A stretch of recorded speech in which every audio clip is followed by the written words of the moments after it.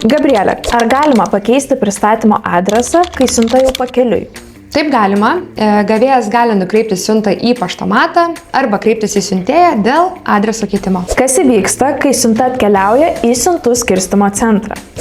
Visos siuntos yra rūšiuojamos iki gavėjo šalies ir gavėjo terminalo lygio.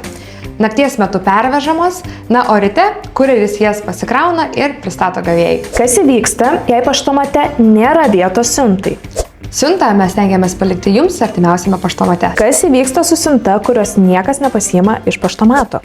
Benipa kurjeris išima ją iš paštomato, vėliau grąžiname ją siuntėjui. Kas iš tikrųjų nutinka, kai parašai neteisingą adresą? Siuntos mums nepavyksta pristatyti, tačiau rekomenduojame kreiptis į siuntėją, kuris turi galimybę patikslinti jūsų adresą. Ko norėtum palinkėti klientams švenčių proga? Ramaus švenčių laukimo, lai Kalėdų senelis neaplenkia jūsų namų, o Benipa pažada būti jam pati geriausia pagalba.